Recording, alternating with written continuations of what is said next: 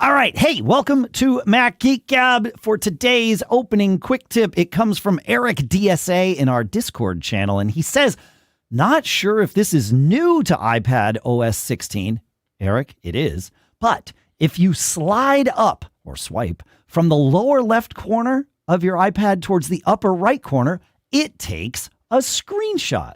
Amazing. I love it. Thank you for that. More tips like that, plus your questions answered today on Mac Geek Gab 953 for Monday, October 31st. Happy Halloween 2022!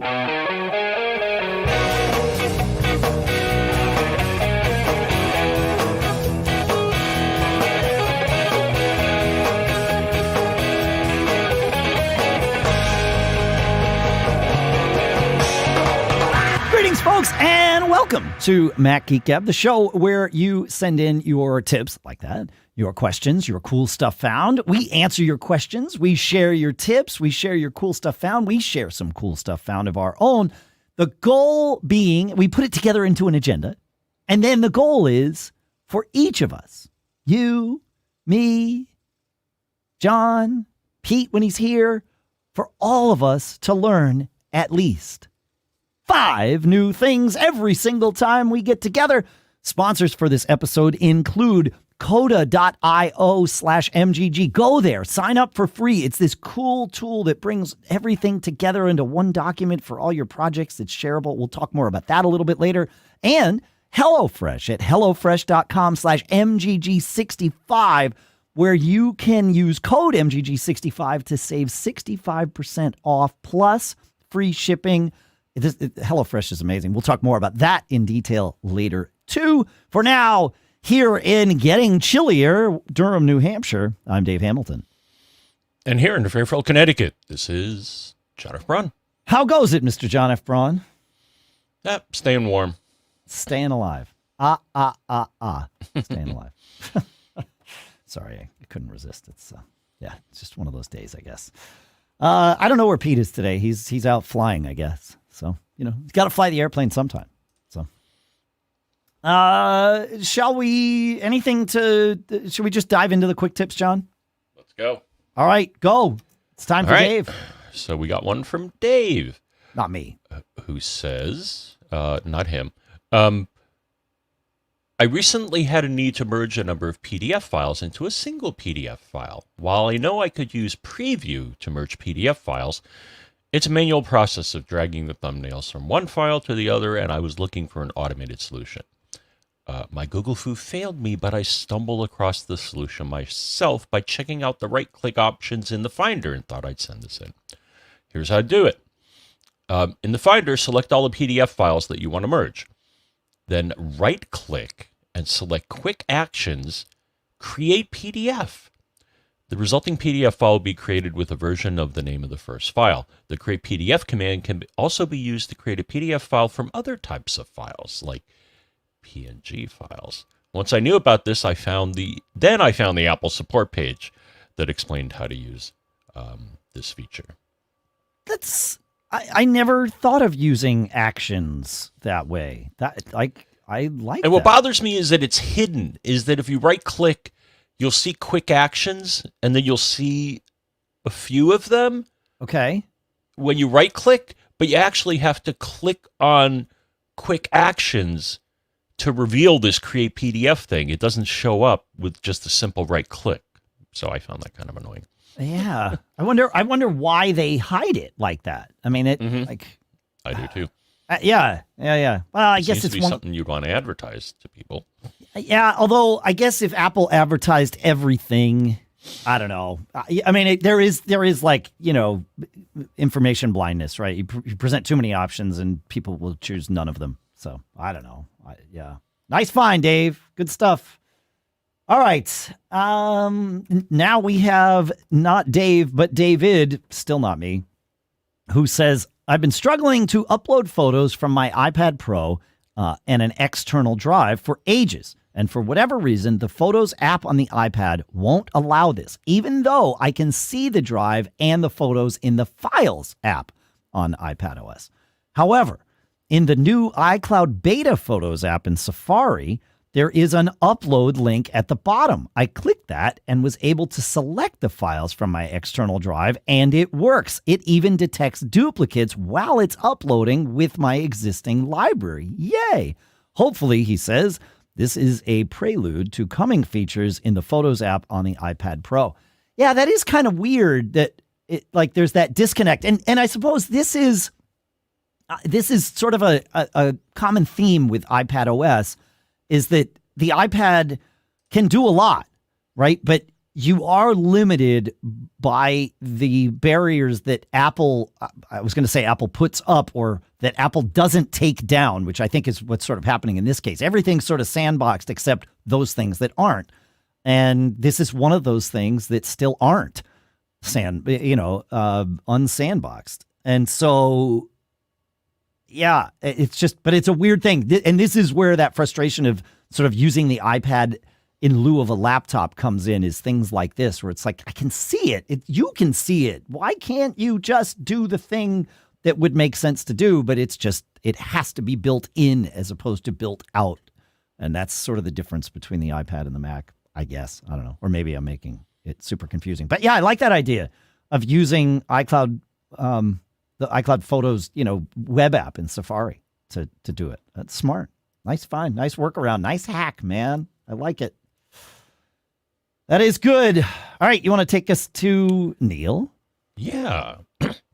So Neil says, on a recent episode, Pilot Pete gave a quick tip for getting to the red flashlight from the control panel on Apple Watch by swiping the flashlight from the right in order to preserve night vision. The problem with this approach is that before getting to the red flashlight, the white flashlight comes on first and can very quickly interfere with night vision. Yes. An alternative approach that avoids this problem is to put the watch in theater mode, the two mask icon on the control panel or control center, during the night. In this mode, the flashlight by default starts out red. And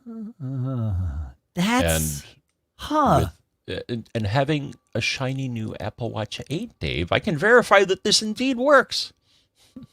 Fascinating. Huh. All right. It makes sense. I don't know why.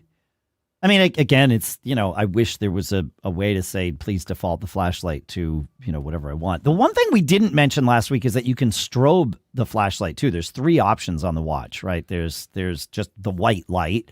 There's the red light, as we've mentioned, and then in the middle is strobing. So and I found that mode, and it gives you like an incredibly bright blinking white, which is almost like the opposite of the red. Is like, don't choose that. Yeah, don't unless you want to annoy people or have people find you. Like, I always kind of assumed that strobing was to make yourself seen. And there might be scenarios where that's super important. So, yeah. Fun. I like these tips. All right. One last one is from listener Greg, who says, let's see, I'm trying to make sure I'm reading the right thing. Yeah, he says, I just bought an iPhone 14 Pro Max, deep purple, 1 terabyte. Great. It's a nice upgrade. He says, regarding battery life on the 14 Pro and Pro Max, many reviews on YouTube talk about how fast the battery drains in their testing while spending the day with the iPhone 14 Pro series.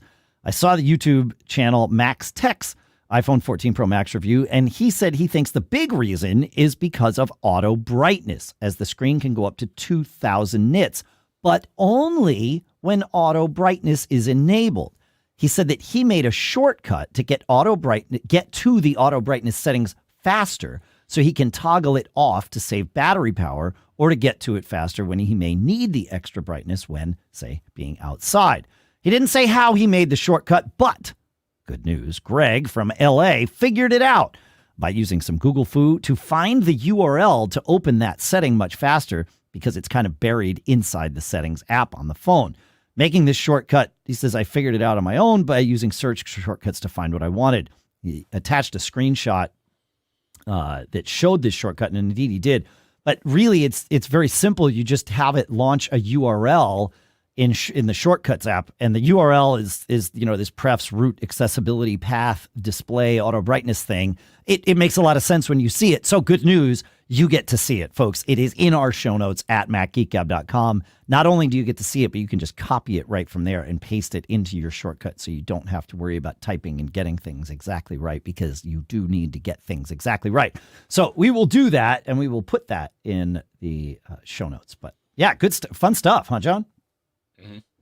Good stuff. Thank you very much, Greg. All right. Well, now I get to talk about HelloFresh again, which makes me super happy. We recently had a couple of nights where all four of us were home before my daughter moved away to Italy and all that stuff. And it was really nice to just make a meal together. And HelloFresh makes it so easy to all collaborate, because instead of one person just having the recipe in their head and kind of driving and just getting it done, you've got the recipe on a piece of paper sitting in front of you, and everybody can just look at it and say, hey, all right, who's on this step? All right, you got that, I've got this. And it becomes this really collaborative thing. Plus, when you subscribe to HelloFresh, you can check that save money box off your fall to-do list. HelloFresh is 25% cheaper than takeout, and we've even found it less expensive than grocery shopping, because you're only getting the amount of ingredients that you need. And with HelloFresh, those ingredients travel from the farm to your doorstep in less than 7 days, so you know they're fresh. Plus, pre-portioned ingredients make cooking a snap, and they cut down on all that food waste. Fall is in the air. Changing seasons means changing tastes. And with 30-plus weekly recipes to choose from, HelloFresh has something for everyone. You can easily customize your meals by swapping proteins or sides, upgrading to choice proteins, or adding protein to a veggie meal. And you've probably heard me talk about Green Chef and Every Plate in the past. Well, they're both now owned by HelloFresh. And with a wider array of meal plans to choose from, there's something for everyone. It's fun switching between the brands, and now you can enjoy both brands at a discount with us here. Go to HelloFresh.com/MGG65 and use code MGG65 for 65% off plus free shipping. Make sure you go to HelloFresh.com/MGG65 and use that promo code MGG65. And thanks to HelloFresh, America's #1 meal kit, for sponsoring this episode. All right. Fun stuff. Let's do some questions here, John. And I realize that we now have our third David in the show. Well, if you include me, the fourth David. So these are the Daves we know here. And David asks, he says, I'm having issues with my download specs. I have Xfinity cable, which offers 600 megabits down. It's connected to a TP-Link deco in a Chicago bungalow with lathe and plaster walls. And he says, my cable modem is a Netgear Nighthawk CM1200. Okay, great. All good except the lathe and plaster thing. We'll come back to that. He says, well, because lathe and plaster makes a Faraday cage, because the way that lathe and plaster works, generally, as I understand it, is you put like a metal mesh up and then you slather the stuff and it sort of hangs and goops onto that. And that, of course, makes a Faraday. The metal mesh makes a Faraday cage, which is not the best for Wi-Fi unless you want to contain it. All right. Anyway, he says, as might not be a surprise based on our little interjection tangent there, the best speed I have seen with speed test is 120 megabits per second, which is acceptable, but not what I'm paying for. I had a technician come out, and of course, the connection was adequate at the time. The tech told me that he requested a line check, which would happen within a week, without notifying me. Yesterday, Xfinity emailed me that they just boosted us to 800 down for no extra charge. I waited until I went to bed to restart the modem, because that's what you have to do to get the new profile to get the better speeds. And he says, of course, the speed is bad again. I had to restart the modem several times to get decent speeds. And he shared some speed tests with us. And so I'm gonna share these here too. So the Deco, which is the mesh router and system that he's using, does its own speed test internal to it. And he says he, with his new 800 megabit down, is getting 743 down. But then when he tests from his Mac, I'm presuming, to fast.com, he's getting 79 down. From Outtlo's speed test, he's getting 130 down. Clean My Macs test is getting somewhere between 17 and 70 down. And so he's not getting the speed he's paying for. Or is he, right, John? Because I think this is one of those weakest link in the chain scenarios, right? His internet connection is certainly involved in these speed tests, but so is his Wi-Fi.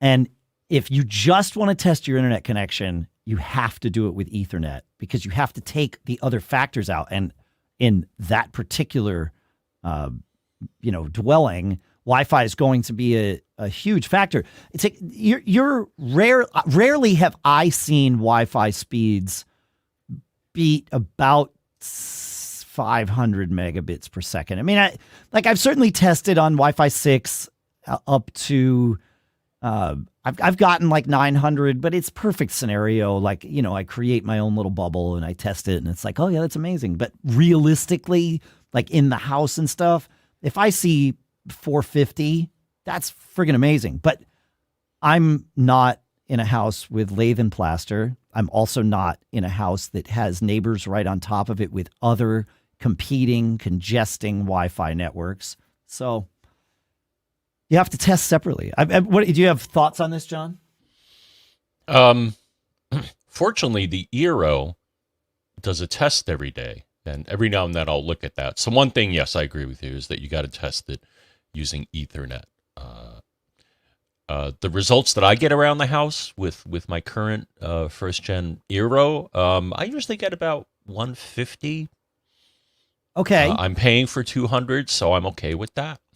Is the 150 over Ethernet or over Wi-Fi? Oh, no, the 150 is with Wi-Fi. Okay. If I do it from the computer, or if I look at the speed test that the Eero does every day, it's like, yep, you're getting 200 down, 35 up. Great. So. Yeah. Okay. So you're getting, so you're isolation testing this and that's an easy way to do it. If you know what your speeds are over an Ethernet connection, then you can do a speed test, from your Wi-Fi and sort of guess the difference. What you won't see in many scenarios, unless you have a super fast upstream connection, is that you probably, when you're testing your over Wi-Fi, in that scenario, the upstream from your internet provider is probably the limiting factor because your upstream in your Wi-Fi, like amongst your LAN, is probably much faster than that 35 megabits per second, right? I mean, I'm assuming you're hitting that every time when you test over Wi-Fi. Mm-hmm. Yeah. If you want to test just your local network speeds, the way I do it is I use an app, a terminal command that you can install with Homebrew called iPerf3, IPERF3, and that works well. We put up an article at Mac Observer years and years ago, but it is still relevant. I'm looking for it. Yeah, there it is. Yeah, Jim Tanis put it up for us. MGG Jim, as many of us know him. And so I will put a link to that. It's from 2015, but I took a look at it the other day, and it's still the same command. You brew install iPerf3, and then you set up one Mac as an iPerf server and another Mac as the iPerf client, and you can send data in both directions and get your tests done. At my house, John, because I'm a nerd and I'd like to do these tests regularly, I found I think it's a Docker package or a Docker container that runs iPerf3 as a server on my disk station full time. So I can do it locally on my network, no matter what. I don't have to set up the server each time on a computer. But also, if I poke the right hole in my router and I know the secret port from which I've poked the hole, I can do iPerf tests from remote. And I think I've even had you do some, right? I think years ago. So I know I'm a nerd. Yeah, it's just how it goes. So, yeah, you want to isolation test that. So hopefully, and the problem with lathe and plaster is exactly as we said, you might just need more mesh points. I remember helping Brian Chaffin when he first got, I think it was a Linksys Velop setup in his, San Jose apartment, which was lathe and plaster. And he got 3 Velops or something. And this was it was a 1-bedroom apartment. It wasn't some, big sprawling, palatial estate or anything. But 3 Velops wasn't enough. I think he wound up needing 4 or maybe even 5. And he basically did it with line of sight. So he set, the one that has to be wherever the cable modem was. Okay, fine. And then everything else was line of sight from that. So, if he needed to go around a corner to get to the other room, it was like, all right, we'll put one here so that you can shoot through the doorway, and then one, down in the other corner of the room. And it became this sort of sprawling thing, but it worked. And it worked out all right once he did that. And his speeds doubled. So, David, that might be the answer for you is just, you might have to add more mesh points and experiment with the ones that you have, take them and consolidate them so that you can test some of this line of sight stuff and see how it does. In theory, if you're in the room with your router, you should be getting better speeds than you're getting when trying to go through walls. If you're not, then that means that Wi-Fi congestion from your neighbors, presumably, is a contributing factor here. And that's a tough thing to get around. So, yeah. Mm-hmm. I don't know. Now, another thing you may want to try is Yes. to do a site survey to see if your Wi-Fi placement is good or not. Okay. And what would you use to do that? Well, the thing that I've used in the past, I haven't run it in a while. I probably should. NetSpot. And is that if you've ever still used updated? Okay. Yeah, I haven't used that in a long time, but tell people how NetSpot works. That's a great thing. Basically so it does what's known as a site survey. And basically what you do is you give it a map of your place. And that was the hardest part is drawing a map of my place. But I did that and, broke out the ruler and all that. And then once you do that, you then run this program. You run NetSpot, and it will basically sample the signal strength at key points or wherever you decide to take a sample. It will then show you the signal strength of all the from one point on the map. It'll show you the signal strength of all of the access points that it can see. So that can help you determine if your placement is correct. And it also has just a general scanner, Wi-Fi scanner, like other programs. Yeah. Huh. Yeah. All right. That's good. So as you were saying that and highlighting sort of the major pain point of doing a site survey, which is you got to like manually draw your own map in there. Could you import a picture if you already had a map drawn? Like, would it let you import a JPEG and then just sort of overlay that? I suppose. Yeah. Okay. So I have an idea because last week or the week before, I mentioned that Eufy X8 vacuum, the robot vacuum that now like builds maps in a very right. So take a screenshot of that and import that into NetSpot. I'm just getting the name right as your map. And now you've got but at least you've got a starting point. It might not, I mean, it's going to be pretty accurate. I don't know. That's my thought process on this. Always trying to make life easier with nerd tools. So Kiwi Graham says in our chat at live.macgeekgab.com, which really just points to our Discord, he says NetSpot will import maps and is now also better than iStumbler just for normal signal monitoring. Interesting. Oh, that's good to know. I gave up on iStumbler a while ago, and I think it's end of life or something. Like I don't know. I haven't used iStumbler in years. I've been using Wi-Fi Explorer as my Wi-Fi mapper. But good to know that NetSpot will do it too. So I'll put a link to Wi-Fi. What do you use for your mapping? iStumbler. Okay. Does it still work though? last I ran it, but it may not under Ventura. So Yeah, I think there's some, yeah. So, but Wi-Fi Explorer has been great. That it's part of SetApp if you have that, so you've already got it. And then we have a thread, in fact, in our Discord called iStumbler Replacements. And I'll put a link to that in the show notes too, so you can just find that direct there. But someone else recommended, Derek in our chat recommended Air Radar from Coingo Software. Yeah, so I had forgotten about Coingo Software, but he says it works great, and so we've got that too. I will put that in the show notes. So lots of options out there, folks. Good stuff. All right. Hopefully that helps, David. I know it's like probably not the answer you were looking for, but it's the answer you need. No, I don't know. Hopefully it's helpful. You want to take us to George? John? Yes, George has a travel tip. All right. Now that we're traveling again, or at least some of us are.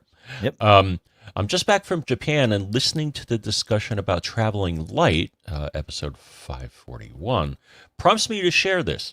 I spend time in Japan usually once a year. This year, in packing to go, I added the Apple extension cord to my MacBook Power Block to give me more flexibility. Japan is a 2-prong plug, so I didn't need an adapter. Neat. Of course, when I got there, I realized that the Power Block extension cord was 3-prong. Oops. Oh. Luckily, I hadn't left the power block's slide-on 2-prong head at home, but it was a good reminder not to travel too light. Sounds like someone across the street from you is traveling in reverse a lot today. Oh yeah. Yeah. They're having a blast over there. It's fun. It's like, you're the noise gate that I have on you, or the expander that I have on you, cuts it out when you're not talking, which is great. But then you start talking and we hear this like bleeding in. It's like, okay, it's fine. I mean, it's fine. It is what it is. We live in a real world. Yeah. Yeah. I mean, I can't tell them to stop. No, I mean, you could. Well, I could. It would waste your time and annoy the pig. That's right. Yeah. Wait, there's no. I mean, the thing is, they know quiet hours in my neighborhood. So our town, like many, have quiet hours, and they know that they can't get started until 7 a.m. Yeah. So 7 a.m. they start right up. So that just means you and I need to record at like 5 a.m. That'll be fine. Sure. No, thanks. Yeah, same. All right, so yeah, but that is a good one, because I ran into something similar, Dave, when you and I did our last travel. I quickly grabbed a cable to charge my my MacBook. Yeah. I wasn't paying attention, and I grabbed a USB-C to Lightning cable. That doesn't charge a MacBook Pro. No. Though, firstly, you and I found that the 7-Eleven on the corner did have a USB-C to USB-C cable, so that was really nice of them. Yeah, it was an experience going into the 7-Eleven on the corner, but thankfully they did have that one cable, and USB-C to USB-C got you rolling. So fascinating. Yeah. So it's worth researching wherever you're traveling, but I would say it's even traveling in the US. George's tip is a good one to just make sure you have the ability to plug into a 2-prong outlet, because not every outlet in a hotel room or the lamp by the bed might have an outlet on it that's only a 2-prong thing. So I would definitely be ready for that eventuality when traveling. So, and most of the things that we're plugging in don't need ground anyway. And I would venture to guess that most of the grounds in hotels probably don't work anyway. So, yep, fun stuff. All right. We got one from Terry, right, John? Yeah, this was an interesting adventure.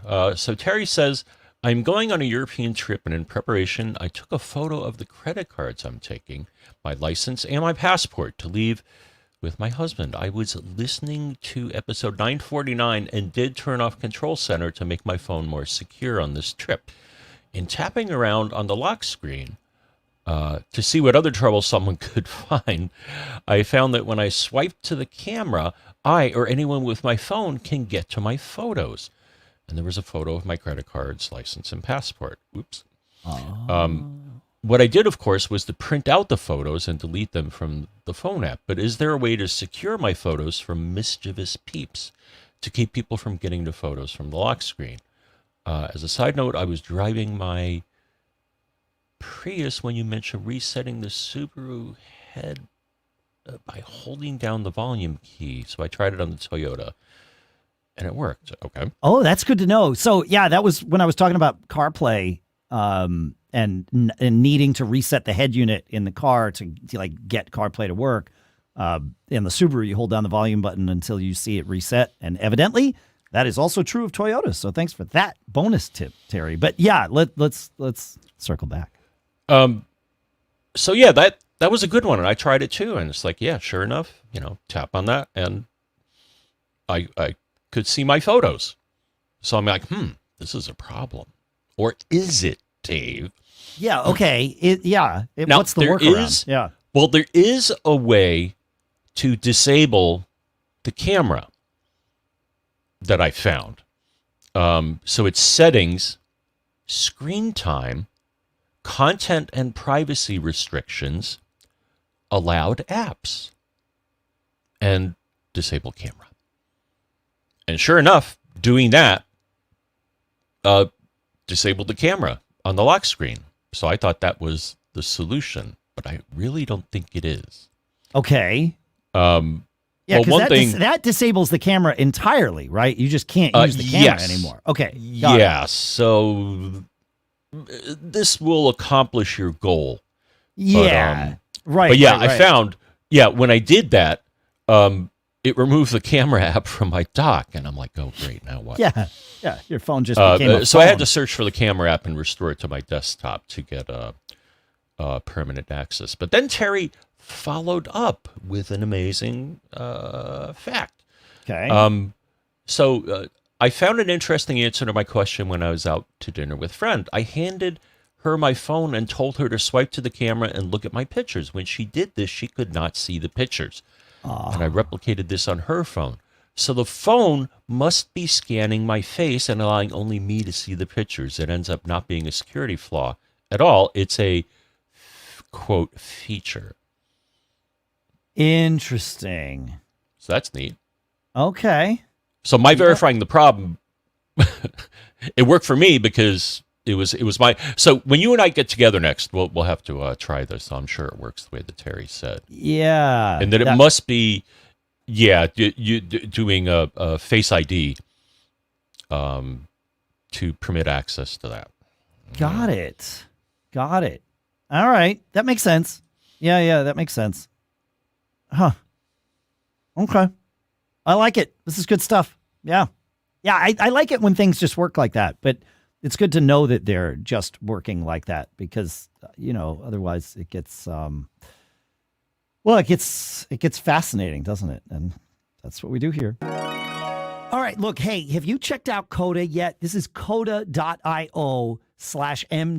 We've talked about it on the show a few times before. This is fantastic. They make it so easy. Oh, and by the way, you can do this for free. If your best work is spread out across documents, spreadsheets, and a stack of workflow tools that you have to jump in and out of all day, you need this. Coda is the dock that brings words, data, and teams together. Coda is endlessly customizable and connected. There are copyable templates for anything and everything. You want a product roadmap, remote onboarding, OKR tracking, meeting notes, you name it, Coda has it, and it's all collaborative. It's fantastic. I've been diving in, and I know several of you in the MGG Discord here have been diving in with it too. We're finding it amazing. Everything in Coda is synced. So you make an update in a table here, and it automatically shows up everywhere else. No more relying on copy and paste and all that stuff. Your team deserves a tool that adapts to them, not the other way around. So please try Coda. And right now, like I said, you can get started having your team all working together on the same page for free. head over to coda.io/MGG. That's CODA.io to get started for free. Coda.io/MGG. And our thanks to Coda for sponsoring this episode. All right, John, it's time to talk about Ventura again, and specifically Ventura's system settings app. I will say, for the most part, like, I don't even notice that I'm using a new operating system on my Mac. Like when I go to a print dialog, that's different. That's nice. You know, I can edit messages and do all of those things. So by and large, Ventura has been fantastic. It's, you know, almost a non-event, and you get, you know, sort of feature parity with some things. Oh, and by the way, one really nice part about Ventura being out is that now continuity camera is a thing. That's the thing where you can use your iPhone to as your webcam, like native to macOS. And it also has that desk view thing that uses like the edge of the camera and lots of math to do magic and show your desk. But because that's out, there is now, Amazon is full, and Etsy are full of cottage industry mounts for your continuity camera, because the Belkin one, quite frankly, looks stupid to me. And the reason is it doesn't have any adjustments. It just, like, it's fixed in place. So if you wanted to, like, be able to grab your phone and angle it or something, or even like a regular webcam, you know, it has the little like folding feet kind of thing that lets you set the angle. You don't get to do any of that. It's just whatever the angle of your screen is, that's your webcam angle. And I get that that's also the case for your built-in webcam, but that's one of the frustrations with the built-in webcam. Anyway, you can search on Amazon and just find all kinds of. I've ordered a bunch, and once I find one, I'll that I like, or more than one I like, that I'll send. I'll share the links. But yeah. So Ventura's. I don't know. What do you think, John? Before we get into system settings here, like just like thoughts on you know, a week plus with Ventura, like just integrated into our lives. How has it been for you?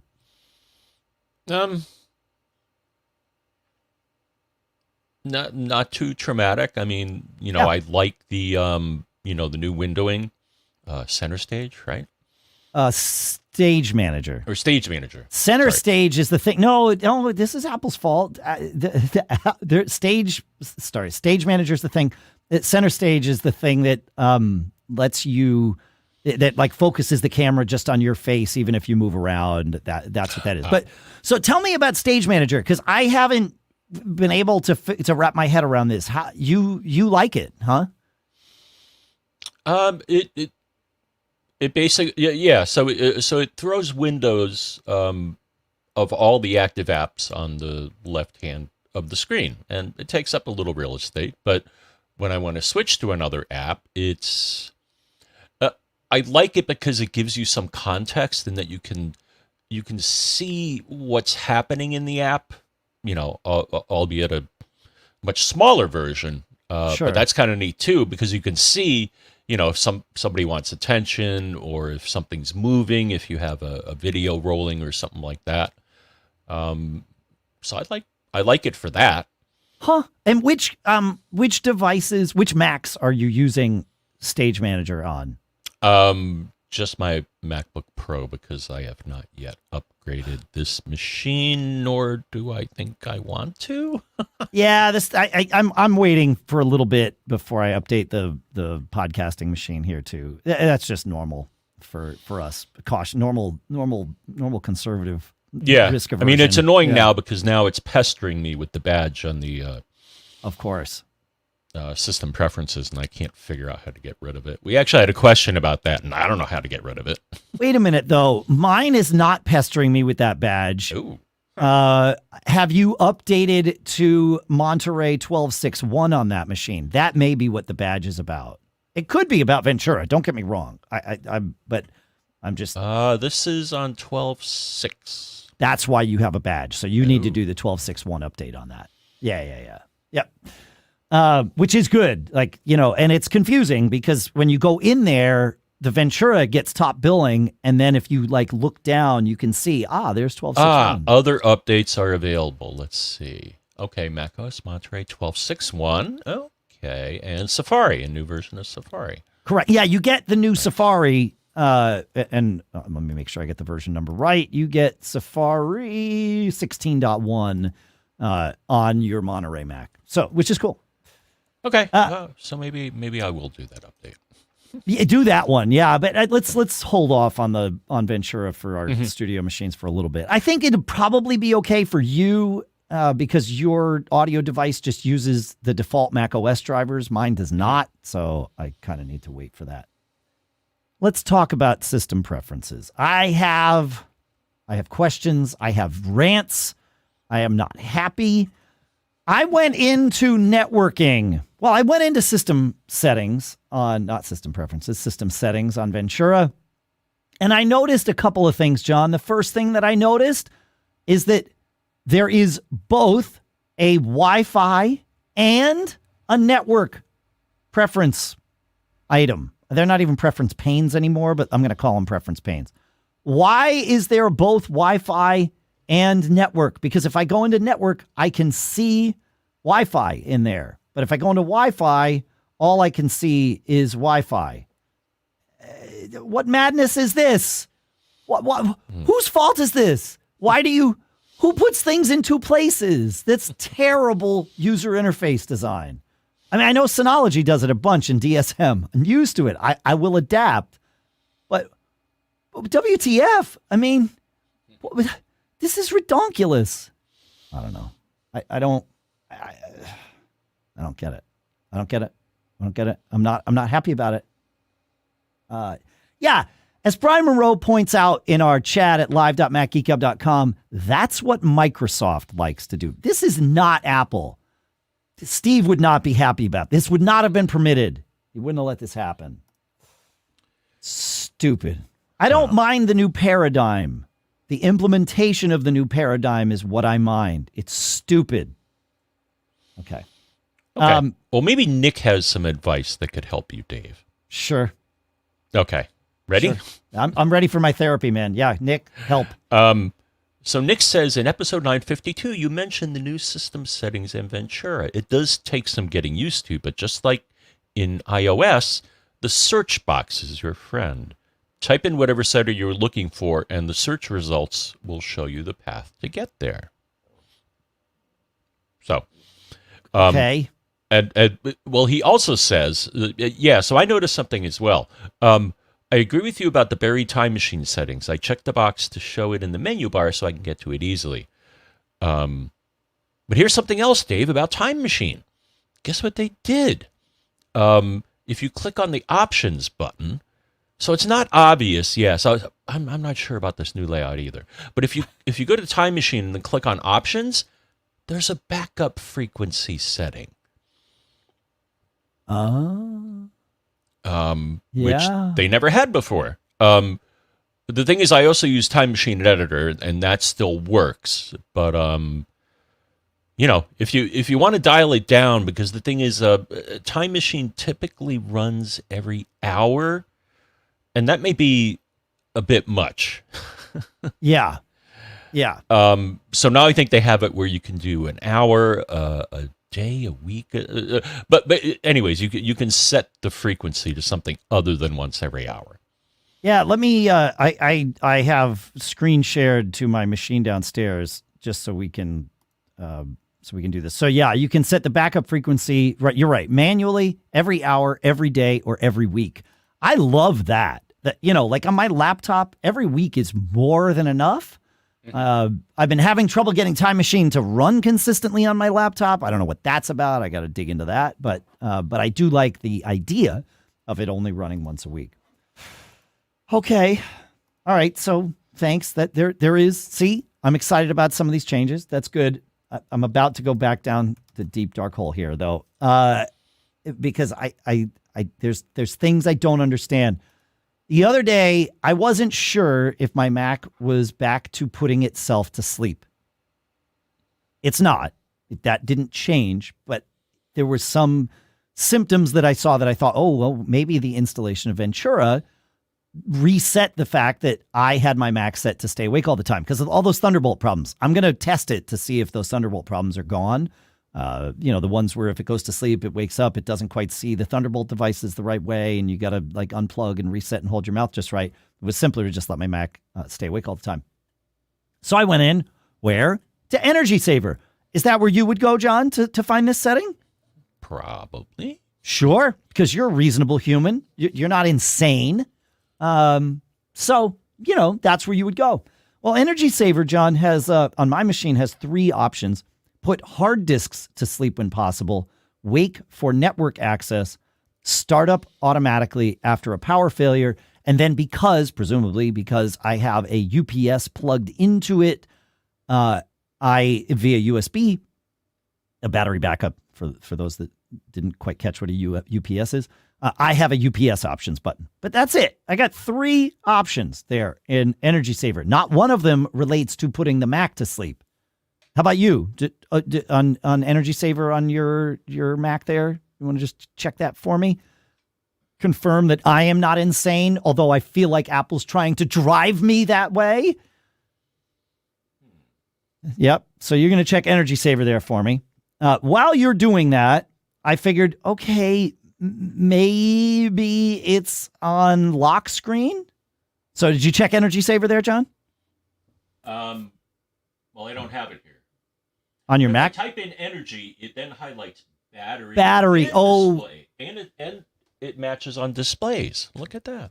Ah, right. So there you go. So I thought I'd look in lock screen because, okay, maybe, yep. And there's turn display off when power adapter went inactive, but there's no turn the Mac off. So as you pointed out, John, displays is where to go.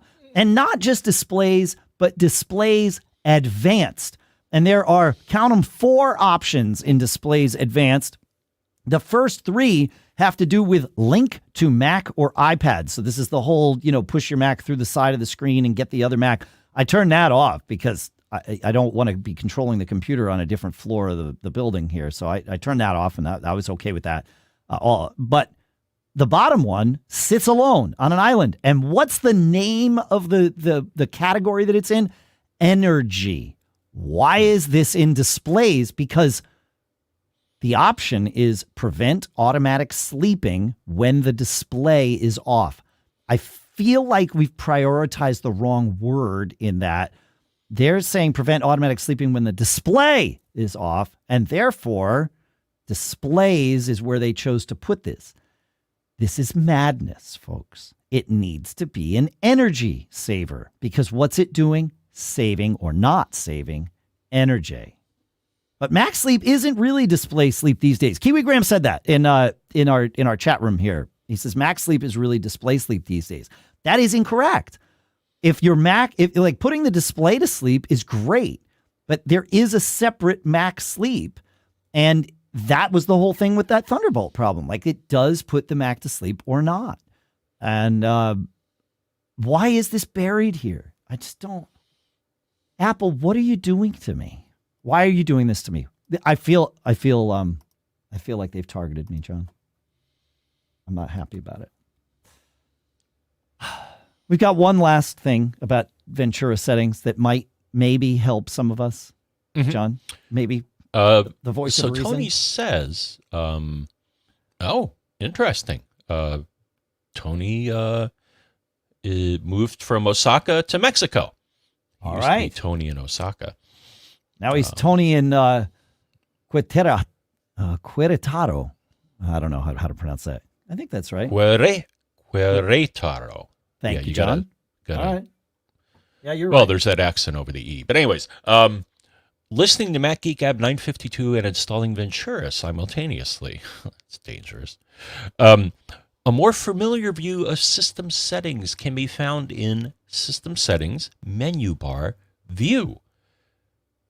If you do this, you'll then have an alphabetical listing of all the available system settings. Oh, that's nice. Yeah. Okay. That makes it easier to find them if you know what pane things are in. All right. And then what cracked me up is at the end of it is his email. My Spanish isn't very good, but he says, "No te dejes atrapar." Aha. Very nice. Oh, I like what that means. I think I do. I think I've said that on the show, but it's been like a decade. Oh, okay. Yeah, I think that's don't get caught, man. Correct. Is that right? Okay. Yes. Yeah. Yeah. Why did we say that on the show? Who knows why we do things on the show? Because it's fun, and we got to have some fun. That's how life works. There's all kinds of things that we can do to have fun. John, I want to, there's two things I want to do, but you got a new toy that we are definitely going to talk about in a minute. Hey, when it comes to covering all things tech, boy, do we have a podcast for you. Every week, This Week in Tech gives you a no-holds-barred deep dive into how big tech influences our culture and our lives. Join Twit.tv's Leo Laporte and their ever-changing panel of journalists and experts every Sunday as they, and I'm on the show, so sometimes as we, break down and often disagree on the latest tech. Subscribe to This Week in Tech wherever you get your podcasts, and our thanks to Leo and the team for doing this swap with us. All right, John, it's time because your watch finally arrived. Yeah, so that was the fun part. So you and I ordered it when we were in the city a while back, and we got it from Amazon. Yep. And then you sent me a notification. We got the Amazon Prime Day deals on it. It was a good deal. Yeah. Yeah. So they delivered it using their courier, and you sent me a picture. But so what they do is they usually take a picture of the package on your doorstep. Sure. And so you sent me a notification saying, "Hey, it's there," and I'm like, "Okay." So I look on my porch, and yep, there's a box, and it's addressed to my neighbor. Uh-oh. I'm like, are you kidding me? So I put the box on their stoop because it was the house next to me. And then I called them up or I chatted with them. You gave me all the info. And I'm like, you chatted with Amazon. Yeah. And I'm like, yeah, it didn't arrive. And they're like, oh, yeah, no. And they're like, is this the item? And it's like, Apple Watch Series 8. But I'm like, yep, that's it. And they're like, oh, yeah, we'll ship you another one. I'm like, Great. Okay, well, I didn't get the first one. Yeah, another one. Right, yeah, exactly. So that was odd, though, because the picture had my house number on it, like in big, huge numbers, and it was not the number on the box. So, right. I don't know. Pay attention, guys. Yeah, I guess. I don't know if you gave feedback saying boo. Yeah, I did. Yeah, for sure. I would assume that Amazon's, because they take that picture with like their little device or whatever, and I would assume that it's using GPS to confirm that they are where they should be. But if it was your neighbor, your houses are relatively close together, so the GPS has to be given a little bit of fudge factor. Because otherwise, it probably would have said, no, to the driver, like wrong address, so. Yeah. And when I run certain apps, they will sometimes give me the number of the house either to the right or to the left of me. Of course. Yeah, that makes sense. All right. So anyways, but then it finally came, and it was the right address. So tore it open, took the watch out, and I'm like, you know what? I'm just going to dive right in. So the first thing, though, I just want to say, I want you to keep rolling. I just want to make sure that newer listeners know this is your first entry into the world of Apple Watch. Thus far, you have had no Apple Watch prior, so this is your first Apple Watch. Okay, keep going. Yeah. All right. So the first thing I did was to put on the band, and dude, the mechanism for putting on a band is awesome.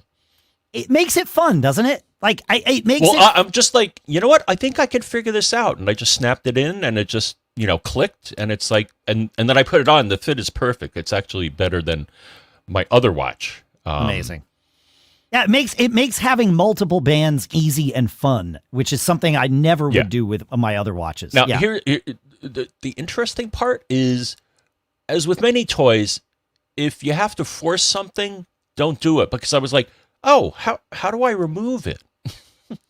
I actually had to research this online. So there are little buttons on the watch that are used to release the band. Yeah. So don't force it. Never force anything. If it doesn't move, and it should, then you're doing something wrong. You're doing it wrong. Yeah, that's right. Yeah.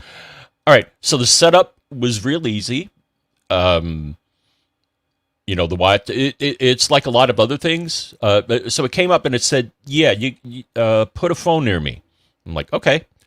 And once it noticed that there was a phone near it, it then put, the sparkly pattern on the watch, which I guess is getting the, Wi-Fi or Bluetooth or some credentials.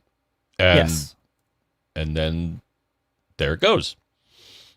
All right, so now that you've got it set up, you're using it. What are some of the pro and con? Like, what are some of the things you've noticed about wearing a watch? Because for so many of us, we've had watches for years, and there's probably some things that we've learned along the way that are helpful for you. But I feel like you sort of stepping into this with beginner's mind, with fresh eyes.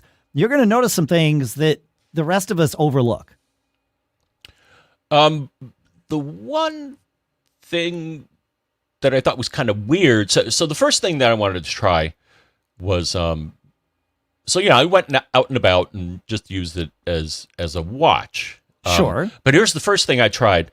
So this watch can measure your heart rate.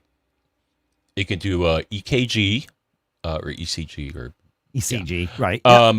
And oxygen level in your blood. And I'm like, oh, cool. I'm like, okay.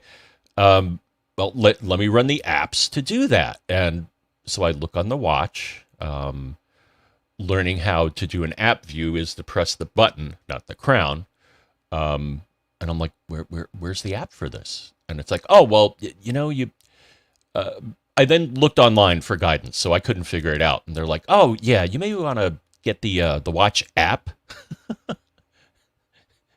So you needed to install the O2 sensor app from Apple? It didn't just come on the watch?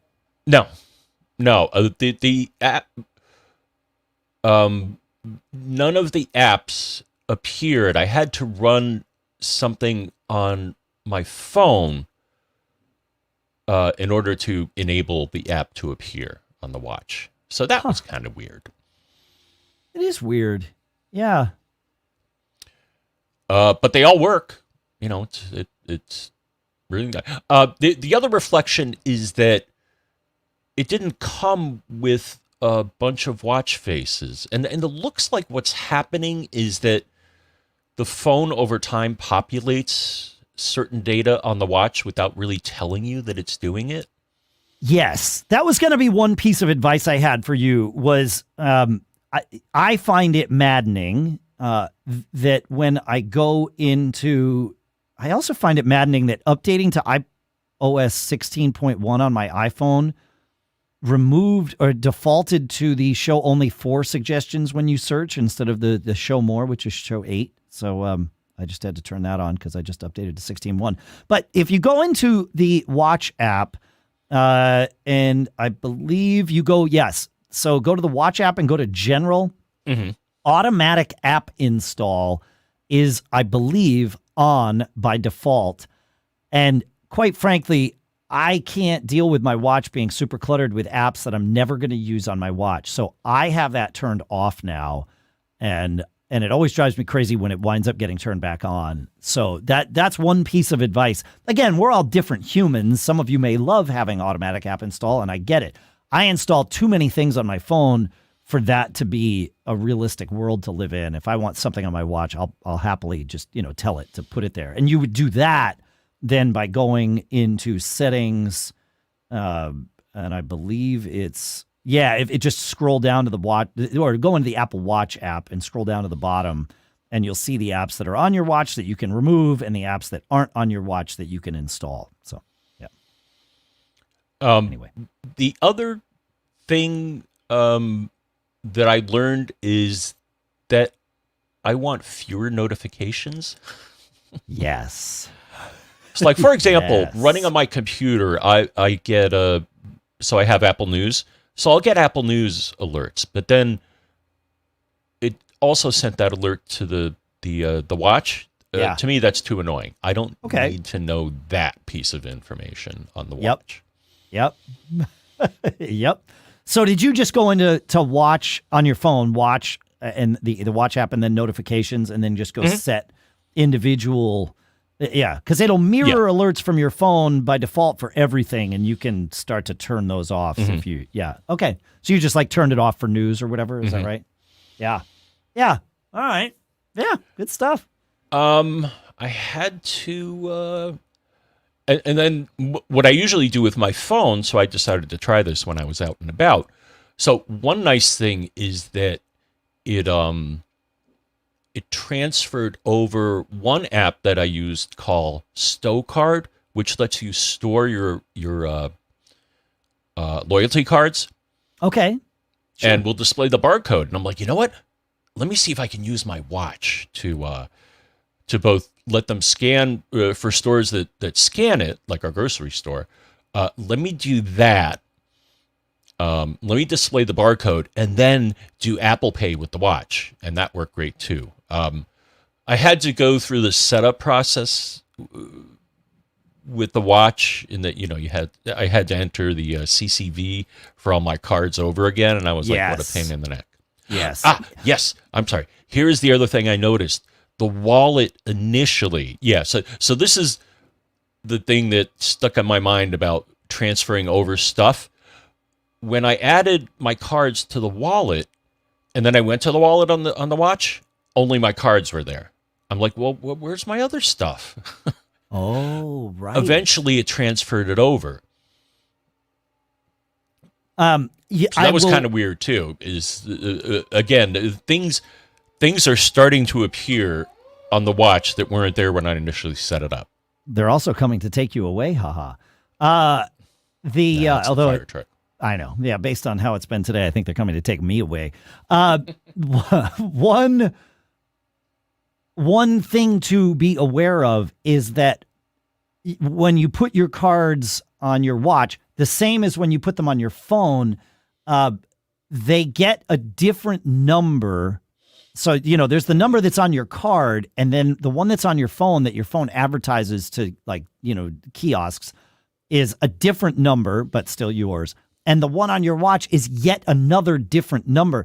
And where this gets to be very important is if you are doing something where you are being sort of tracked, hopefully intentionally and with permission, for your purchases. And where it mattered for us was when we visited London. And I think New York will do the same thing when you're using the subways there, or in London, of course, called the Tube. You get a discount if you're based upon the frequency with which you ride. But that discount is applied specifically to your credit card number. So if you're going back and forth using your watch and your phone, you will qualify separately from each device for that discount, is really how it's done. And New York probably does the same thing because there's no account that you create. You just tap your phone and you go. Yes, there is actually. Okay. You can get an account for their payment system. Got it. And does it know? And actually, when I did that, it then showed what cards I had used recently.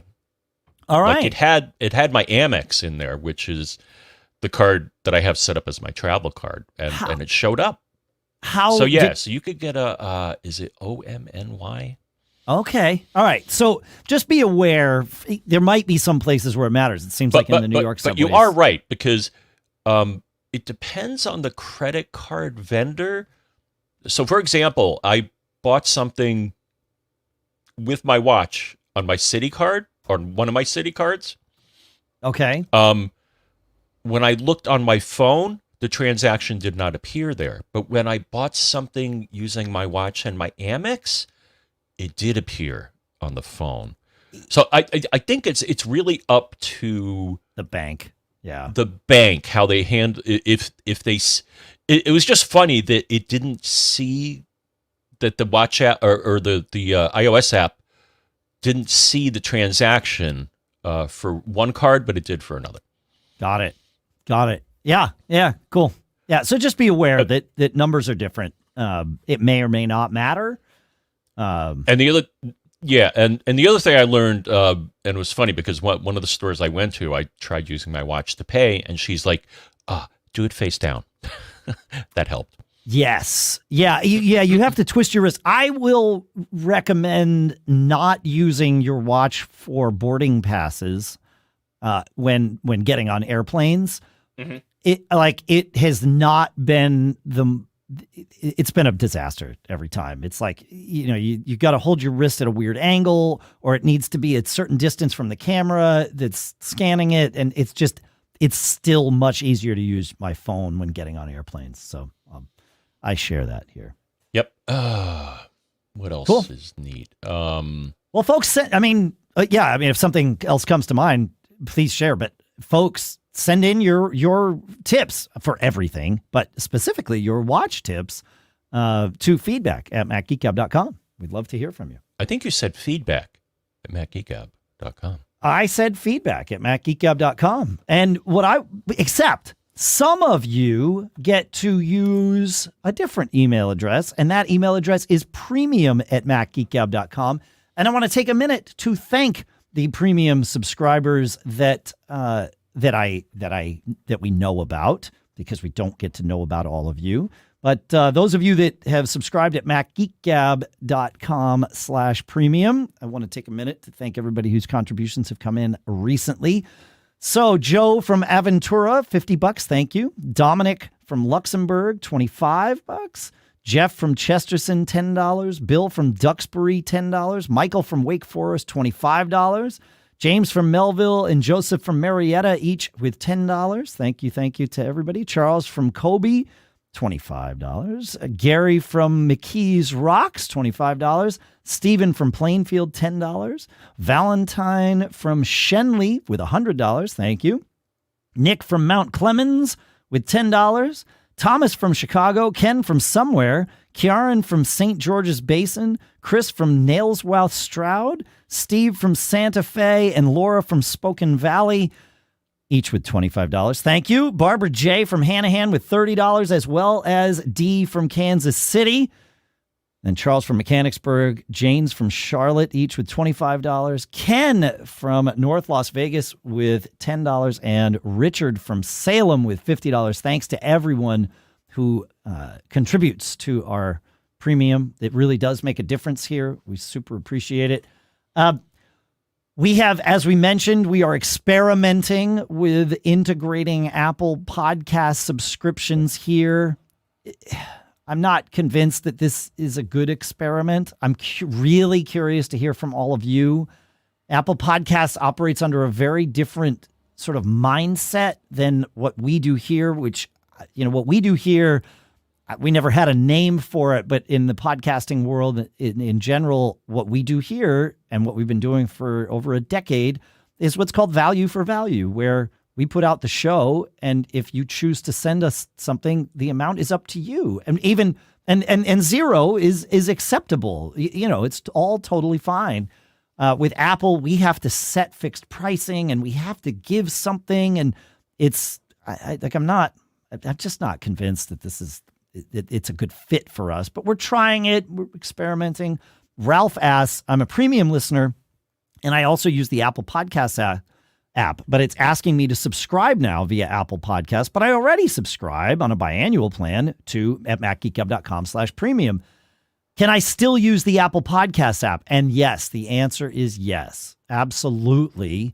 There's nothing, the only thing that Apple Podcast subscriptions at the moment get that is different is we're putting the episode audio out there in early access, but it doesn't have chapters because Apple doesn't let us do that with subscriber audio. We can do it with the regular audio from the feed. So you can have the show a couple days in advance. We are looking into a way of allowing that to happen for all premium subscribers, because we've heard from a few of you that you would actually like to have the audio in advance. It's always out there. It's definitely always available on Facebook. Once we've recorded the show, it's there. The audio file is always going to be there. If you look at the name of an audio file for any Mac Geek Gab, you can see the URL structure, and the date naming scheme is always the same. So you just replace, last week's date with next week's date, and boom, there's going to be the show if it's up. I mean, it might not be up because it can only exist after we recorded it. But we are looking into like the right way to put together a feed for those of you that would want it that way. And we're happy to do that, of course. So no, you don't have to use that.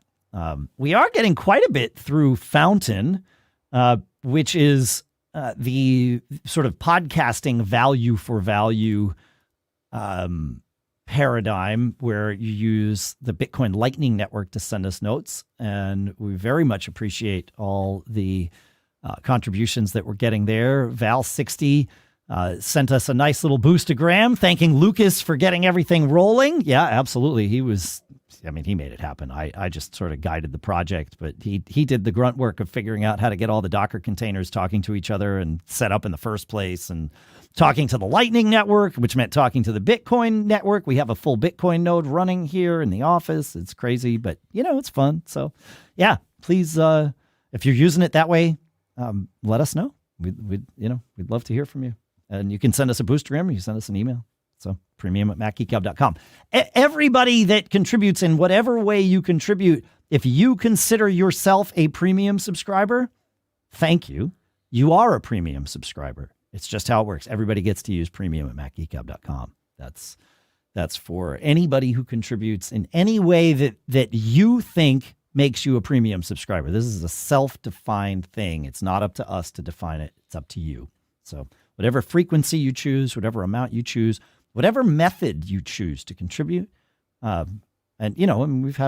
have some people that contribute, like Corey has been maintaining the Mac Geek Gab app for years. He's a premium subscriber like that. It's just how it works. So however you participate, if you consider yourself one, you are one, and thank you.